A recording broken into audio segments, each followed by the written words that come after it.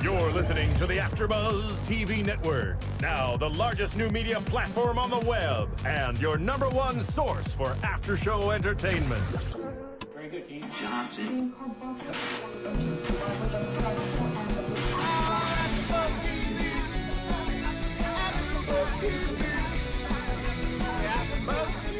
From the AFTERBUZZ Studios in Los Angeles, California, presented by Maria Menounos and Bing.com, and streaming live thanks to Akamai Technologies, this is AFTERBUZZ TV's Shameless After Show. We'll break down tonight's episode and get you all the latest news and gossip. If you'd like to buzz in on tonight's show, you can buzz us at 424-256-1729. That's 424-256-1729. And now, another post-game wrap-up show for your favorite TV show. It's AFTERBUZZ TV's Shameless After Show. Welcome, everybody. Woo! Welcome, everybody. Bing is for doing, and we're here doing episode 4 of Shameless, the Helpful Gallaghers. Woo! It should be called Everyone Has Needs is what it should be called. Yes. Oh my God. I am your host, Phil Svitek. Joined alongside today, we have Drea Renee. Welcome back. And of course, JJ Jurgens. And we have this season's first special guest. Yay. You might know him as Break Bobby. We have, of course, Eric. I'm gonna butcher this last name. Oh, let's see it. Let's test. Edelstein. Yay! Yay! You got it. Yes. See, if you say you're gonna butcher the name, you won't butcher the name. Yeah. Good man. So we're glad to have you, Eric. You know, big episode. Big episode, kind of in many ways. Yeah, more establishing. Last week was letting Bobby around the track, and this, you're just seeing what a terrible human I am. Here was the fun part. We'll definitely talk about your storyline, and we'll talk with you specifically towards the end of the show. But I liked how they flipped the switch and made you a nice guy. Mm-hmm. Oh yeah, he just has needs. You're exactly right. He's providing employment. Exactly. Yeah, that's right. But you're very kind because you help them out when they need to call in sick when they're not sick, and you're very generous. That was kind of the funny thing when I first heard the storyline, is that the girls don't really hate me that much. I'm like, are you kidding? Why? I know. Some of the girls are like, okay, this is even getting weirder. Yeah, it was very strange. Yeah. You know. And well, let's talk about V and Kev for a moment, just because a lot of these storylines that we're going to be talking about tonight are kind of pretty quick. They were just, you know what I mean, in terms of development of the overall arc of the season. It's almost like a sidestep. Mm-hmm. But obviously, this one will kind of pan out with V and Kev wanting to have a baby. You know, what are you guys' thoughts on that? Obviously, V's kind of wanted this for a little bit, I guess, deep down. You know, now it's kind of coming to fruition. It certainly hit Kevin kind of fast. Yeah. And now I think it's beautiful because I love their relationship, and I love that they made it through that whole little wife thing last week, and they're working on the relationship. Yeah, I agree. Yeah, I agree. And I want them to have a baby too, so V will be happy, and it'll just be another step for them. They're so graphic in the sex. Man, they're so graphic. They show everything. Not everything, but they show enough. But at least I like how Kev was, there was a nice side to him where he said, you know, I don't want the first words that my baby hears to hear, you're a whore or anything like that. I love that. That's a sensitive side. And it was a great little turn because he thought, oh wait, maybe he's upset, doesn't want to have a baby, and he's like second guessing, you know, like having that with her. But no, it's just he was looking out for the baby. And of course, later with the swim like Michael Phelps, get in there. So I'm glad that he's encouraging for this. And Eric, did you have much interaction with Shinola and, forgive me if I don't know his real name, Kevin? Steve Howie. Steve Howie, yeah, who's great. I would just see them at table reads, and I was blown away by all of them. Just do me a favor, just come a little bit. There sorry you go. about that. Thank you. Super loud. Yeah, I would see them at table reads, and so you audition, and then you don't officially get the part till your first table read, and then you just watch. And I'd only seen one episode of the show.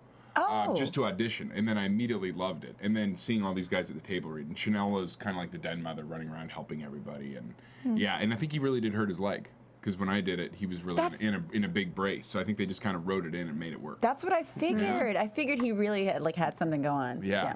Yeah. Pick up basketball, maybe. I'm just guessing. But yeah, I mean, you know, I don't know what more we can really say about the storyline in terms of, but it's definitely going to develop. I hope they make it work and have a baby. Yeah. I mean, Well, it's part of what's funny about the show is they are the ideal couple. Yeah. It's weird and messed up, and it's a great through line with all of Shameless, where they are the ideal couple on the show, and it's pretty funny to watch that work and to see him, and you root for them. Yeah, you totally do. I love. I'm a hopeless romantic, so I love that they fight and they make up and then they just stay together. I love all that. Yeah, because they always have each other's backs, no matter what. At the end of the day, whatever happened. Yes, of course. Before we move on, I do want to let you guys know, a lot of you have been asking about how do you get your AfterBuzz TV shirts, mugs, iPad covers, all of that fun stuff. We now have a store just for you. So go to AfterBuzzTV.com. There's a banner there that says merchandise or something along those lines. Click through that banner and shop away. We even got baby onesies. Baby onesies. Yeah, someone sent us a photo of their baby in that onesie that they purchased, and we tweeted it. So yes, That's sweet. We can send it to Kevin and V when they have their baby. that would be very cool. So yes, your wish has been fulfilled. Somebody else with needs, Sheila. Ooh. Sheila. Oh my Dirty God. Sheila. I love Joan Cusack. She is my girl. I love her. And I don't understand it completely, but it's like, do your thing, girl. You know, if that's what you need, that's what you need. God bless. We don't judge. We don't judge. Right? Yeah, I think you would need a permit for that thing, but... And not only that, is she had a whole box of them that big. I don't understand. I don't. Well, it just goes to show when you have nothing to do with your time. You know, now that Jaime is quote asleep, yes. You know, she's not really dealing with agoraphobia as much, but she's still not venturing out. Then you know, yes, she has needs. Right. I guess you got to get creative, but dang, I mean that's. You know, I don't know. That's a bit much. Poor Jody. I feel for him. He's trying to stay straight. I think it might be bad. I don't know. I'm predicting something weird's going to happen. I like the fact that this all still ties Frank back into this. It makes Frank look great. Yeah. Like, Frank, I need you. You were so amazing. He really did help, though. He did, and for the first time, it seemed genuine. There was no like ulterior motive. There was no reason for him to help. He was just actually helping. It was kind of weird to see it. I was like, what?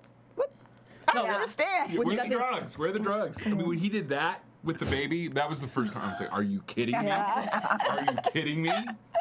Well, are you saying that he helped out Sheila and Jody? Yeah. No, I think he just didn't want to take it up the ass. But I'm saying when he was like coaching him and telling him what to do or why he should do it, the reason that was true. It's for love.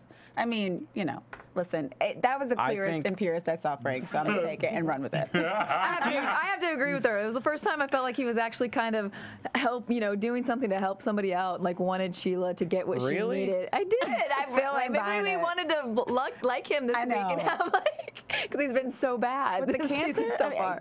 Oh my God. Eric, are you siding with them, or do you just maybe I'm in touch with my feminine side, and also I have to be honest, I'm a cool Hollywood guy, so I just watched my scene and then drove up here. So I just watched the really important stuff, so I didn't see that, but I can imagine ties right in. And hey, if Frank's helping a brother out, but I imagine knowing Frank, it's partially self-serving if he does not want that implement anywhere near him. But you want to see it because he's Jerry Lundegaard, he's William H. Macy, and he's the best. And you want to see this redemptive thing in him, and it's kind of beautiful they don't do it. Yeah. And you wonder, it feels like it's all building toward this beautiful end game for Frank of like, what's going to happen? Is he going to hit rock bottom and come back sober and be a great dad? And whatever it is, it's building. And it's all just so fun to watch. Yeah. My take on this is he so doesn't want to take it up the ass. That whatever means necessary, he's going to convince him like, hey, it's going to get better. I don't know. I don't think he's afraid of taking it up the ass because he had 19 of those bags of drugs in his ass, and now he's like flexed out and like can take it. He's like, he said it expands. Yeah. You know? He's magical. Yeah. All right. I think you're someone who's had some friends in prison. And you've heard stories and you're especially sensitive. I'm with you. I think I might have. Yeah. Don't drink and drive, guys. It's a bad deal. Pay the $20 for the cab. Avoid that. Well, you know, I mean, I love what they're doing with Sheila. So. Oh, me too. Anyway. Yeah, I could watch Joan Cusack do anything. I could watch her read the phone. She's so amazing. And Yes.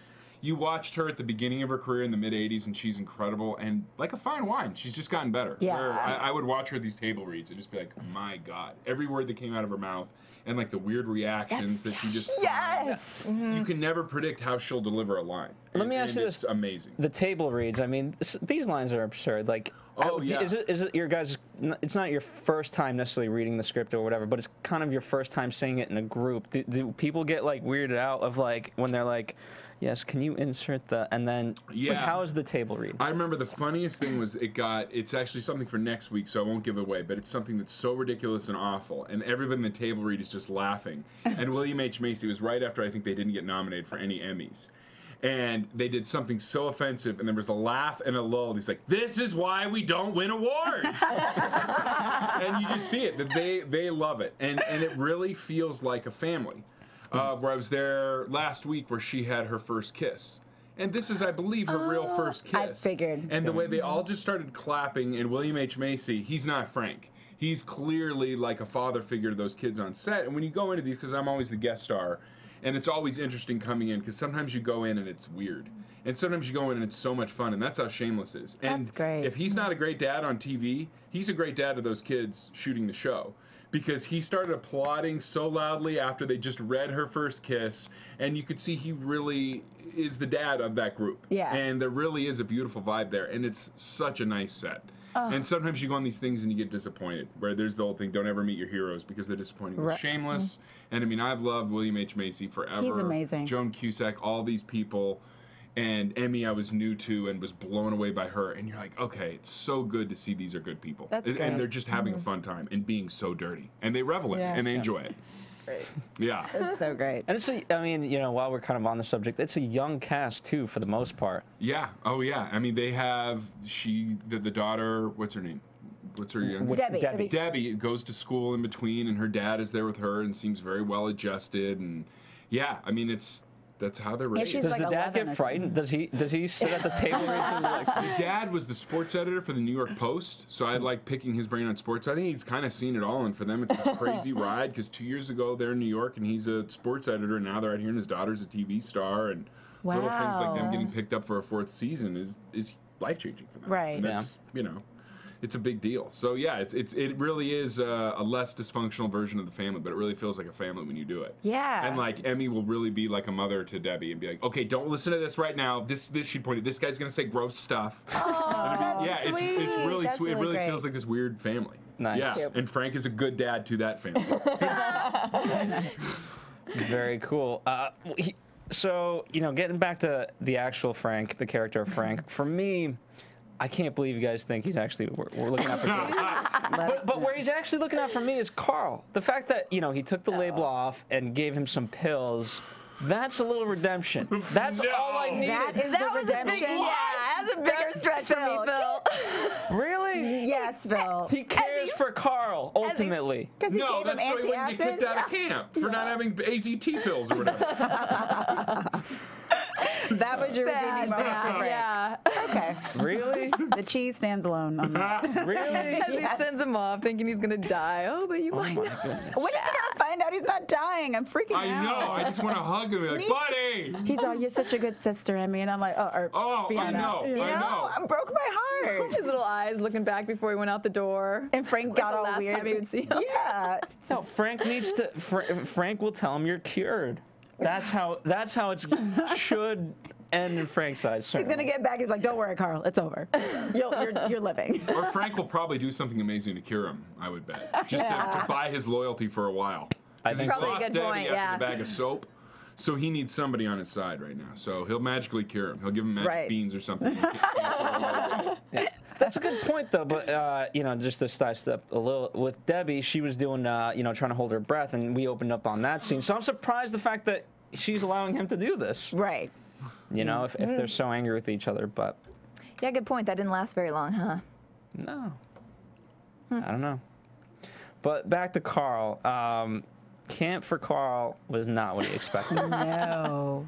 He brought his Gallagherness out for sure. He's like, F this, we want nuggets, and that's that. So get him. I had to say, I loved him this episode. Like, good for him, you know? If you're the kid, yeah, you get sent off to a camp, you think it's your last, I agree. The camp shouldn't be like that. Nuggets. Yeah. Give them pizza, give them whatever they want. They're dying. Let them, yeah, so he was looking out for himself. I feel like if you're Wendy, though, someone who volunteers for these camps, you're trying to be a good human being. You're trying to help these kids. This is not what you expect out of dying kids. It really isn't. He's all, where's my damn sprinkles? Ultimately, I mean, most kids aren't like this. Thank God. They should be if they're dying. I don't know. Give them a pizza. That's just how Let him shoot the rifle. Yeah. That little kid was so cute, too. Oh. I mean, that's got to, even at that age, that's not your bucket list, you know? I don't want to go sit in camp, sit in a structured, eat, what were they having? They were having chicken, broccoli, and kale. And like, Who wants to eat kale? I mean, I eat it now. Yeah, I eat it now, but I hate it. Every morning my body makes kale, pear, blueberry. I'm like, all right, this is making up for 33 years eating terribly. We're trying to beat the system now. Exactly. I mean, I don't know. Well, part of the problem is I don't know much about these camps. Thank God. Thank God. You're healthy. Yeah, right. You know, but part of the problem obviously is they probably don't have a huge budget. Carl doesn't, not really, that doesn't factor into Carl's thinking, but. No. Well, it's actually cheaper to probably get the nuggets. Yeah, nuggets are cheaper than kale. Yeah, we've been to Trader Joe's. You know, exactly. We've been to Trader Joe's. Oh, well, what are we doing? My goodness. Also, what was I going to say? I forget. Were you going to talk about what he did for the other kid at the camp? And I was going to get to that, definitely. All right, let's cut to that. No, we didn't catch his name, did we? I did not. I didn't catch his name. Well, very quick. By the way, I would love to. One of the reasons why I liked it is because I love seeing Carl interact with someone else. Yeah. And gain a friend. I really like that. And just seeing him corrupt this kid. Yeah, I liked Carl in this a lot. He was sweet, but still had his Gallagherness in him. Of course. And you know, it's nice that the other kids teaching Carl too with the rocks and, and you know, showing him the lake. Boobies and whatnot. Or legs. Yeah, how many times, I mean, to who can Carl really talk about these things, right? He kind of talks with Jimmy to a degree, but it's, Jimmy's way older, whereas, like, this is a kid on Carl's level. Right. And, of course, boobies. And, of course, boobies. There was a lot of boobies in this episode. A lot. Yes, there was. I mean, how did... I can't believe it. No, the fact that they got her to do this. I know. She was doing it for the kids. No. But she didn't need to. She had a good heart. No, here's the thing. I would have been like, wait, I don't really need to be doing this. I'm in college. What am I doing with my life? Yes, it would have looked great on my dying. Yeah, but then she's that legendary camp counselor that, she... Only boobies ever saw in his life. She could, Yeah. But she didn't have much else going on in her life, so she volunteered, was there, and then so she thought this is my chance to really change somebody's life and be impactful. As long as it was lasting. I think it was. And she said no touching, and it was good. I thought it was more of a resume builder for her, to be honest. Special skills. Well, but did you see the other coworkers' looks when they saw her? I think she really did build a resume. She's going to get good recommendations for the from strip them club. now. Whatever. Something Fair good's enough. going to happen. I feel it. Everything for a reason, friend. I read The Secret. Exactly. Everything. Well, the good news, can you give us a spoiler, Eric? No, man. I'm a ham and egger, brother. I'm lucky to be there. I'm never going to do that. I just want to know if Carl's friendship continues. Do it, brother. Nothing. I want to keep getting involved. He's involved. Spoiler alert. Never alert. All right, fair enough. Well, I certainly hope that it does, because this would be a great tag team. All right. Also, before we move on, we here in AfterBuzz have our own needs. No? Yes. You sick perverts. Those aren't it. No. I thought this was a new store opening in yourself. AfterBuzz. That's weird. Come on. All right, Sunday night. We got those needs too. But if you go to iTunes, one of the needs that we have is for you to rate and comment so we can make this show everything that it can be. We want to hear from you. Give us 5 stars and let us know what you think. Woohoo. If you think the show sucks, still give us 5 stars. But at least we got the 5 stars. Exactly. And a truthful opinion. But it really does help, and that's one of our biggest needs. And then the other ones, if you want to help us out with that, that's cool too. If not, you don't have to go there. All right, Mindy's sister. This was. All right, let's start backwards, because I know this is going to be the penis thing. Yeah. It left me speechless. That's what we should change the name of the show to Speechless. Because Good one. that was exactly. I agree. After these last episodes, it was like every week we're like, I can't believe they went there, and they went there, and then this was like just the little To last give that one for me, script like to that little girl, okay? And her mom is like, say what? I mean, I don't know. Okay. as if there wasn't enough penises in this episode, they had to throw in one more. And it's with Debbie too. Yeah. Okay, so Poor Debbie.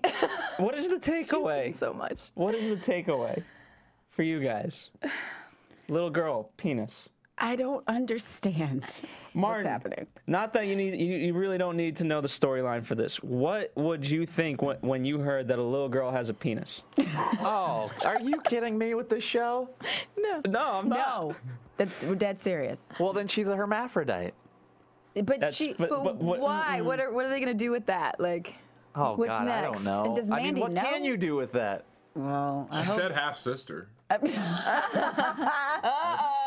is true. Yeah. That is true. That's what, It's terrible. there's your spoiler. Oh, she's my half Yeah. sister. Oh yeah. That's insane. Okay, I get it. The shower and the kitchen sink. And Debbie already had that weird experience on the subway, so I hope nothing gets weird. Woo!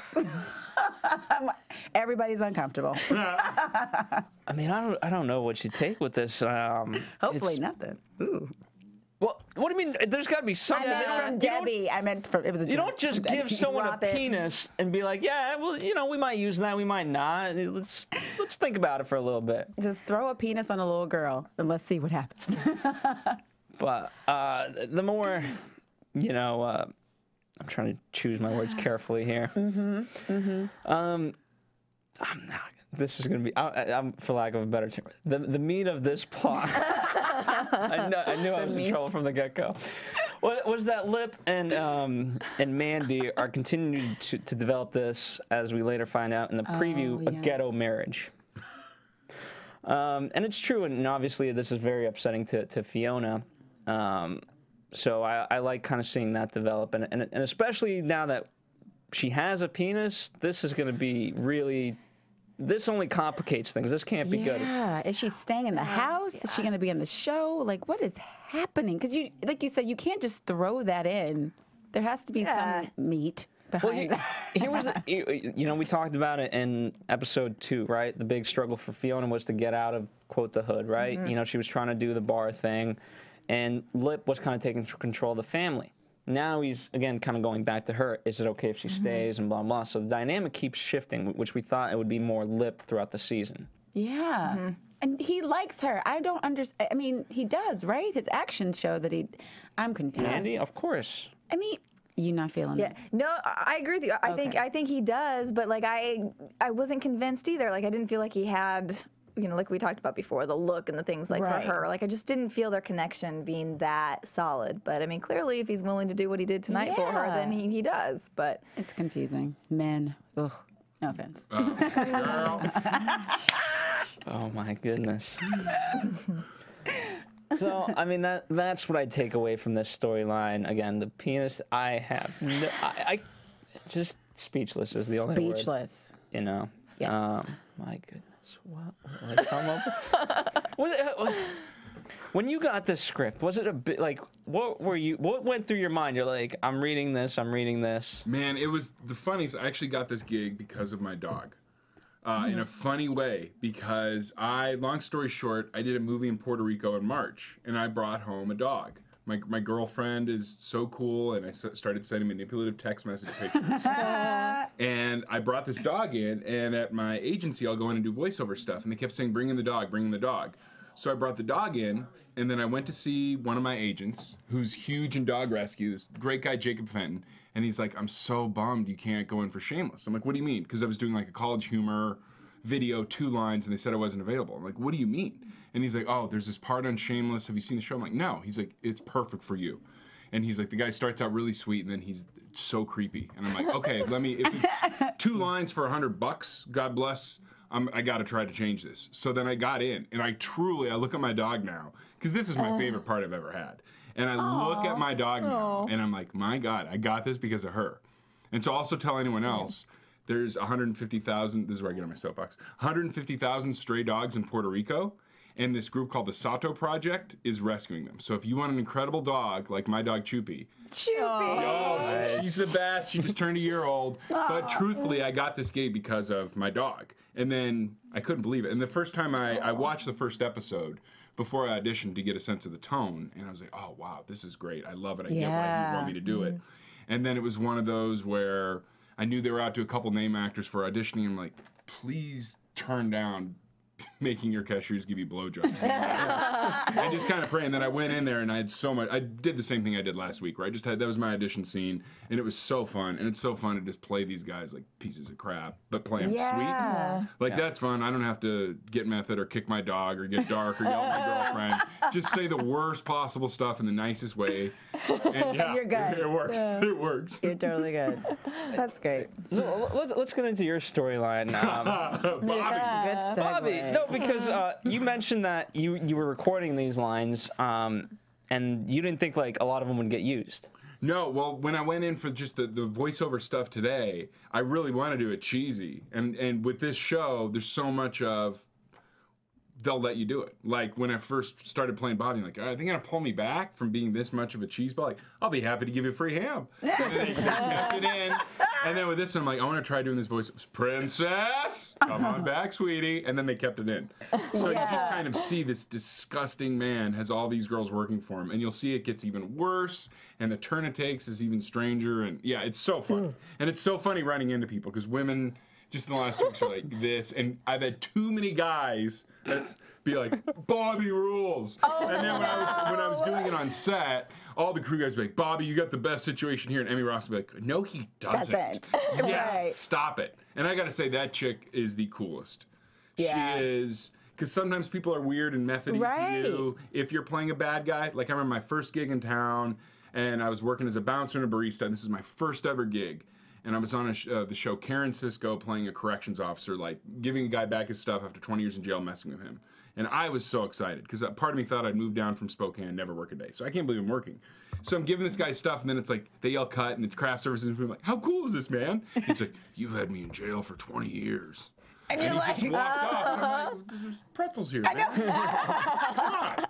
And exactly, so, and there's still, I play like either half like the happy, usually stoner buddy, or villains and pieces of crap. And on half the gigs, people will be weird to me because they're like, oh, he must really be like that. And I was so glad Emmy, because, you know, spending so much time with her, she was like that or she was weird. She was so cool. That's why it was so cool to meet you at Trader Joe's, because I was thinking to myself, he's so nice. And I met you at the grocery store. I know. How funny. Basket. Can we say that's how I ended up here? I ran into Drea at the grocery store. I stole his basket, and I saw him, and I was like, I have to say something to him. Well, and then he said, that's funny, that's going to cost you a blowjob. And he's like, why don't I want your basket? Yeah, but it was from him. That's the weirdest part about it. I was like, I said Drea. I'm like, no, this is how it is here. It's perfect, man. It's perfect.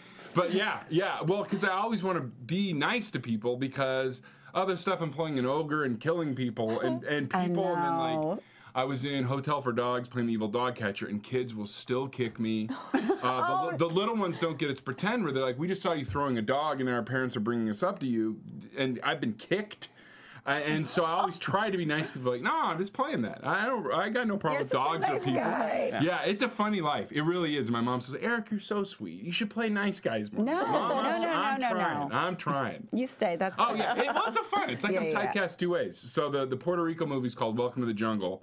And it's with Kristen Shaw, plays my girlfriend, Rob Hubel, and it's Jean-Claude Van Damme's first comedy. So that I play Adam Brody's happy stoner best friend. So I get to go back and forth. Yeah, and that makes my mom happy. Yeah. So, yeah.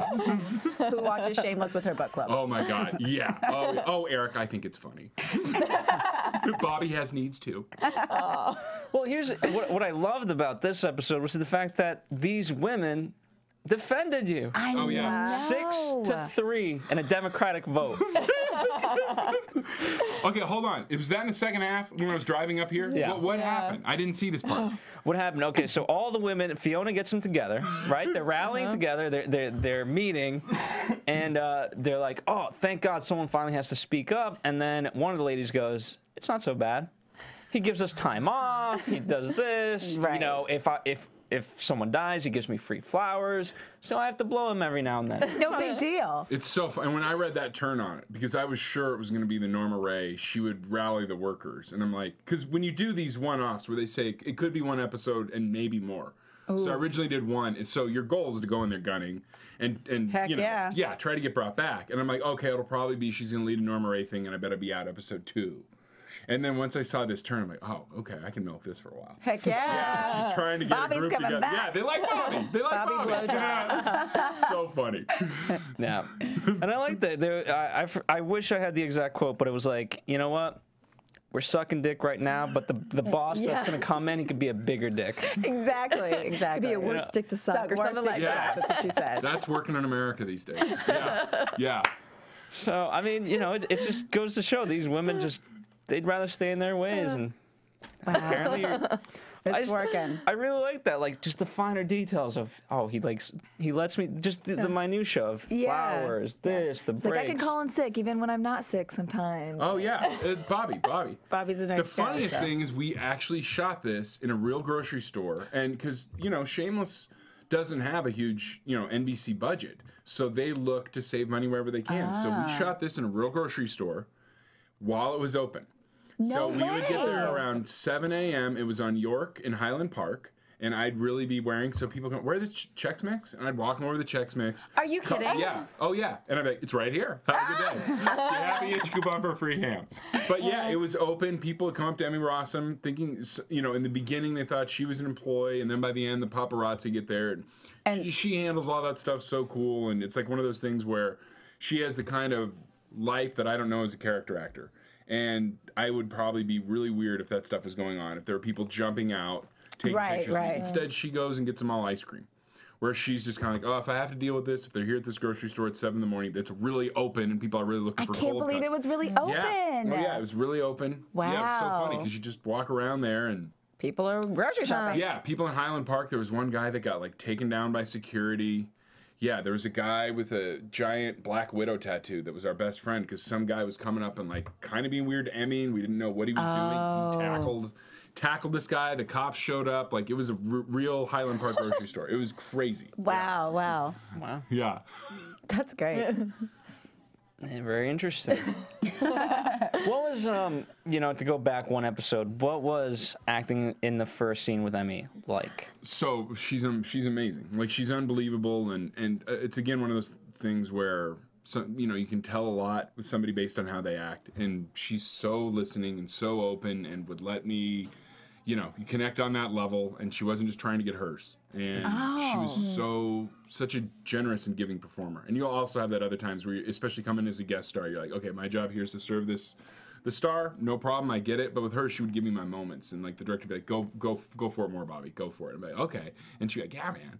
And she was so supportive and so fun, and clearly she's been doing it a long time, where it's weird being around all those child actors. I'm like, man, these kids are better than I am.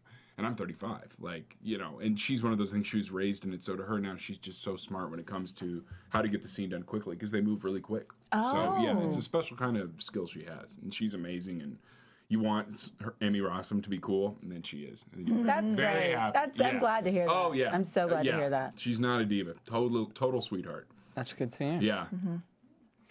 Well, I am looking forward to the rest of, because I am amazed. You know, we always talk about how they can flip Frank every week. We hate him, and then next week it gets reset. Yeah, now I like him again. So the fact that they, you know, I'm really drawn to the fact that Bobby's actually considered nice. Yeah. But is that more of the sickness of these girls, or is it more of a sad commentary on how hard it is to get a job these days? I think it's a sad commentary on how hard it is to get a job. I think it is. Yeah. And I think it is. It's just so fun for me to play a piece of crap and do it with a smile, where it's just funny that they let me, like, when they just had me do that one line a day, I'm like, well, what is it turning over?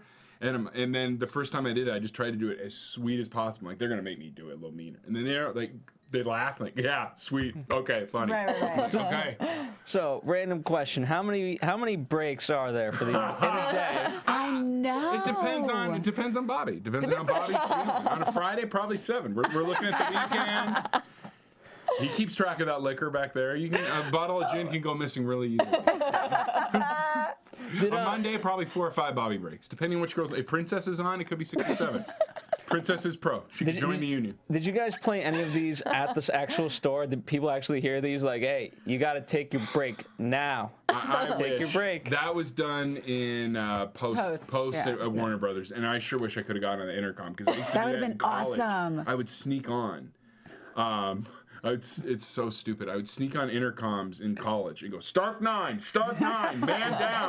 man down immediately, aisle 11. And you would watch these employees converge on aisle 11, like, what's Stark 9? And we would just be laughing. It's not a lot to do in Spokane. I look at other people's I know, like, what were you doing? Yeah, what was I doing? Tons of prank phone calls. I was a late bloomer, guys. Yeah.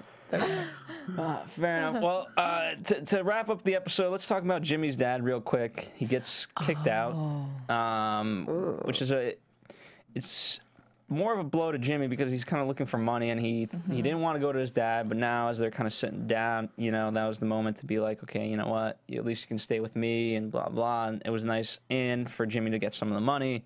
He finds out there's no money, and worse, the secret with Ian comes out. That was a lot for one person to take. I can't ask you for money. And then he sold his watch. I was like, dang, he's really trying, And he wants to ask his dad, and he can't. And now his dad's banging Ian. It's like, what are they going to do about that? It's just, and then he's like, oh, if my one credit card still works. And Jimmy's just like, speechless again. That's a lot. That is a lot. Yeah, my dad told me he was like taking cholesterol medicine, and I was rattled. Like, I can't imagine. I'm broke having sex with that kid. Pass the salt. Yeah, please. Yeah. Well, it's the fact that A, your dad is gay. B, the fact that he's banging. It's pretty much your son, and to a degree, your brother at the very least. Yeah. All these. Oh my God. Well, how great is Harry Hamlin? How great is he? Yeah, because I didn't know. JJ's a huge fan. Oh, are you? I do like him. I think he's. Hello, yeah. Yeah. Oh, go. Harry should be so much friend. Yeah. Yeah, he's amazing. Great. Oh yeah, and all the little things he does, where you kind of think of Harry Hamlin a certain way, and then you watch a show like this. Exactly. This just opened up a whole new career for him. Yeah, which is so cool to see. He'll work and be that guy because he's so good at it. Mm-hmm. Just like that little look he had right before he got punched, where he's like, "What'd you say?" last week, and he's like, "Huh?" And then, he's so funny. I'm hoping for a ginger snap. Yes, and in terms of what do we think? How's Fiona going to take this news? And Lip. Everyone's speechless. Again, I'm telling you, that is the theme of this episode. Change that name, you guys. It's be speechless. I mean, I thought Fiona handled it pretty well, considering, What, drinking a beer with Jimmy outside? She took it in stride. She's like, hey, what'd you say? If I had to apologize every time my family or my father did something, that I'd be, that's of a true. voice. So I think she kind of took it a lot better than I would have expected. I thought she was going to flip out, for sure. I totally did, but she didn't. Well, she has to flip out on Ian. I don't think she's. He didn't I don't know. think she's gonna. Yeah, because exactly. He didn't know, so why would she flip out on him? And they know he's gay and it's out, and because he shouldn't be doing older guys. That's fine. Why not? I mean, he's got guys his own age. Age. Yeah, come on. He's attractive. Yeah, and we talked about it. He's also at the time he thought he had money and he had this other thing too. So didn't we talk about it being his chance to get out of the thing? So she would have been supportive of it before a little bit. And it's probably his most functional relationship he's had. Maybe with a 50-year-old dude, but yeah.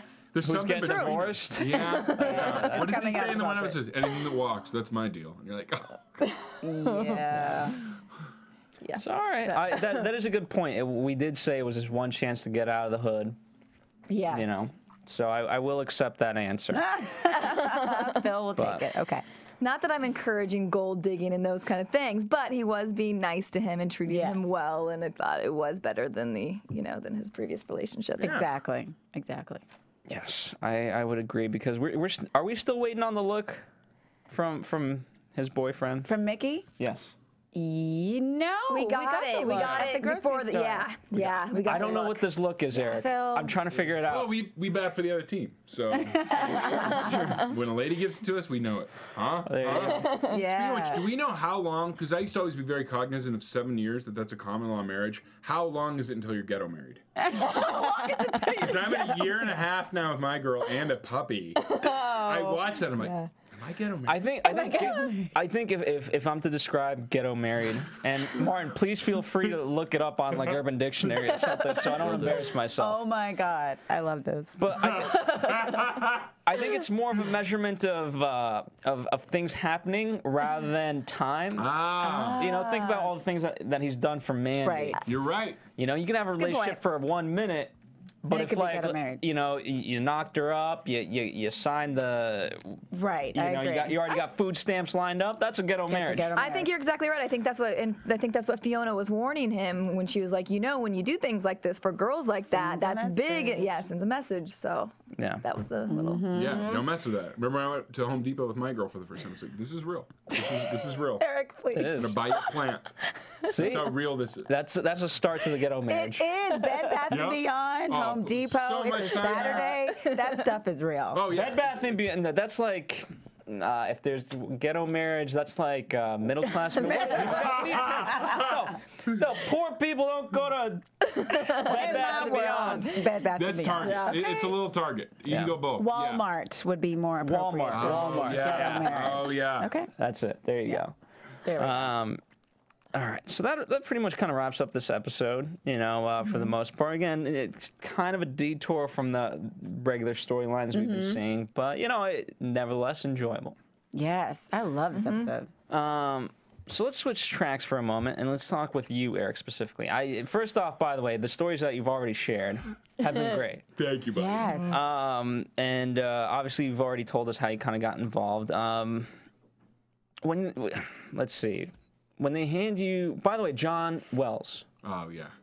Did you, when you heard that name, and for those of you who don't know, he's the executive producer in our business, huge executive producer.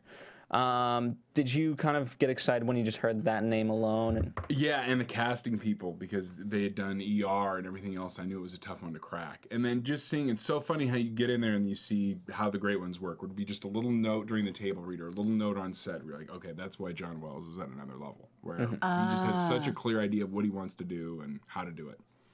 And did you? I know they film in Chicago and at Warner Brothers in LA. Did you go to Chicago? No, all Highland Park while the grocery store is open. Oh yeah, and we'd shoot all the stuff from one episode in one day. So yeah, it was so fun.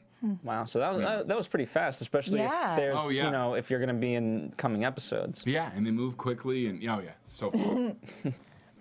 So what was it like to you know, because we talked about for a little bit, you know, that obviously the cast is pretty much younger, but you're actually dealing with the cast that's kind of older, right? The older women. What was that like? It's just funny because, you know, actors always kind of see themselves in the characters, and then when I walk into that grocery store and there's all these women in their 40s of very different shapes and sizes, like, oh, hi, Bobby. Like, what's up, girls? Where it's like that, and it really was kind of funny and strange.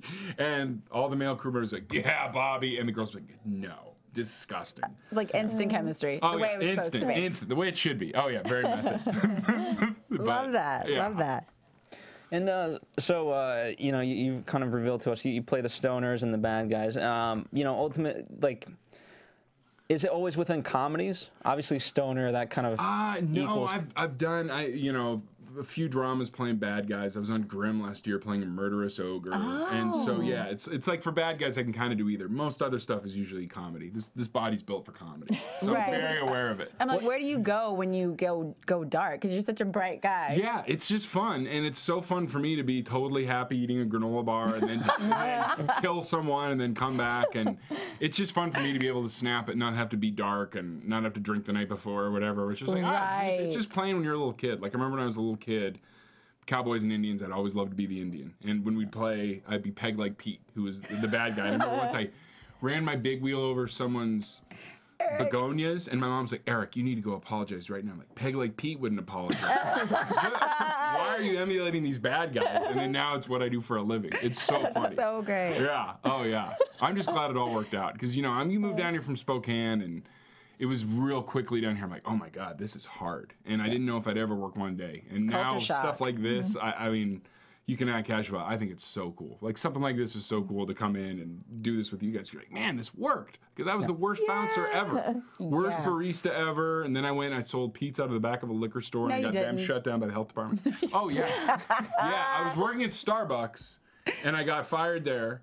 And then it's Whitley Market on Whitley and Highland and Franklin. And then they were shocked that such a affable free agent like me was open. So they offered me a job. Oh, my God. And then my buddy Mark Gagliardi got fired. He's the first ever drunk in drunk history. You've seen it. Because he had a play rehearsal and he put oven malfunction closed. So then they fired him and I picked up the shifts. So I was closing at night and opening the next morning. So I was like, well, who am I cleaning for? Myself? There's just going to be dough on the floor again. So I quit cleaning at night, and I just kind of hang out and eat premium ice cream. And then I got to work, and there was yellow tape all across. And the owner of the pizza place in the back of the liquor store was like, who closed last night? And I'm like, what do you mean? He's like, they found 67 digital pictures of rat shit. That was me. That was me. And yeah, so I had a million awful day jobs, and I just pinched myself all the time. It all worked out. And it's so fun for me. Yeah. Yeah. It's such a blast. Now, I'm excited for, if we can talk at any length about this, Arrested Development. Yeah, yeah. That's another one where I can't. That's right, yeah. Yeah, I can't exactly say what I'm doing in it, but it's a small scene with Buster. And awesome. Wait until you see what they're doing, and it's going to be so fun. How did you get involved? And they just added more. Like, were you a fan of Arrested Development? Like, for me, it's such a cult classic. I mean, I still watch it to this day. Oh, and you can't believe it. Like, stuff like that, you're pinching yourself. Or like when I moved down here, my goal, where I'm like, I want to be on Curb Your Enthusiasm. That is my goal. Right, and you did. Yeah, and then when I did it the whole time, like, man, I'm gonna wake up and I'm gonna be at Starbucks because I would just start to dream about it. And then when I was really there doing it, I'm like, this is really happening. And Arrested Development's the same way. We're like, I can't believe I'm really here. This is crazy to be able to do it. Yeah. Was that a great experience as well? So fun. And to see how they work, where you don't get the sides the night before until around midnight. And then they put me in a different outfit. And then they just, Mitch was like, no, he's in, I can't say what I'm playing, but he's like, he's in this outfit. And then they immediately change it, and it's hard to find costumes for a guy like me. Right. But they're running around doing it, and you see, I think there's something about that, where it's similar to Shameless, where they make decisions quickly, and they're not bound to a bunch of network notes. We're like, no, we can do this right now. We have the freedom to do this. And you see that on a lot of shows, where other times it'd be like, yeah, that's a great idea. We probably can't get away with that. We have to clear with so-and-so. But the ones like Arrested Development, they just let them do whatever they want. Yeah. And I think it makes a difference. That's excellent. I'm really looking forward to that one. Me too, man. And they just added more episodes, and yeah, I think it'll be pretty They did cool. what, is it, it started off as 10. What do we got now? I think it's up to 20. Oh, wow. Yeah, I believe so. They're taking a little break and Phil doing more. is happy. Wait until you see what they're doing. Like it will make every Arrested Development fan so happy. That's good to hear. Yeah. They got pretty desperate towards the end, like, hey, if you like Burger King or like this show, please go to Burger King. Please, oh God. Yeah, so, I mean, I still liked it even then, but you could see the desperation. Yeah.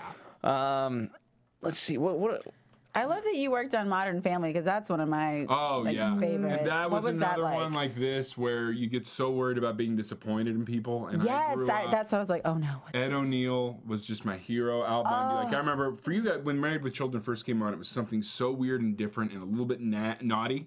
And I'd watch it with my grandfather and then my parents. It was like, wow, this is different. He was so cool. Yeah. He was unbelievably cool, and he'd give me like I play a mechanic that starts perving on Sofia Vergara.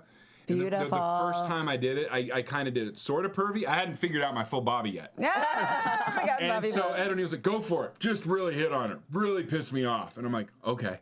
And then I did it, and then moving on. He's like, good. And then the next scene, he gave me another little tip, too, and it was all... Ed did. Yeah, That's and it was great. the perfect thing to do, where you're like, this guy's a wizard, and he's willing to share it, and... I think he wants to get done and get out early to golf or something. We were done and out by like 1 o'clock, and... That's a show that's the opposite of Shameless, where we're shooting in a grocery store that's open. I like improvised something in my audition about having a helicopter, and then when I showed up to shoot, I was now a mechanic that had a helicopter in the backyard, and there's just a helicopter, where that helicopter would be half the budget of Shameless, or half the season of Arrested Development. With them, they're like, okay, yeah, we want the big guy said a helicopter, they get a helicopter, and they do it. And they just get it. Yeah, it's pretty cool. Wow. Yeah, but Ed O'Neill was awesome. Oh, that's good to hear. So cool. Good to hear. Yeah.